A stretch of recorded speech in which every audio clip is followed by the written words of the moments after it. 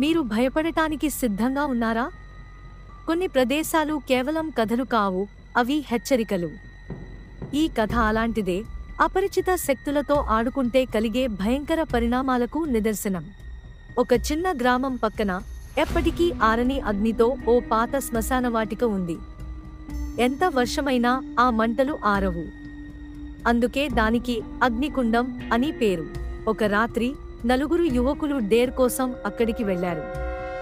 వారిలో శశి అగ్నికి దగ్గరగా వెళ్లి, ఎవరైనా ఉంటే బయటకు రా, మాతో మాట్లాడు అన్నాడు. మంటలు ఒక్కసారిగా ఎగిసి వాటిలోంచి ఒక నలుపు రూపం కనిపించింది. అది, నన్ను పిలిచావు, వచ్చాను, మీలో ఒక్కరూ బతికేరు అంది. శశి స్పృహ తప్పి పడిపోయాడు. మిగిలిన ముగ్గురు ప్రాణభయంతో పారిపోయారు. మంటలు సునామిలా వారిని వెంటాడాయి. తెల్లవారేసరికి ఒక్కడు మాత్రమే బతికాడు. కాని అతను కేవలం నన్ను పిలవకూడదు, నన్ను పిలవకూడదు అని మాత్రమే అంటాడు. ఈ కథ మీకు వెన్నులో వణుకు పుట్టించిందా? అయితే ఇలాంటి మరిన్ని భయానక కథల కోసం మా ఛానల్ని సబ్స్క్రైబ్ చేయండి.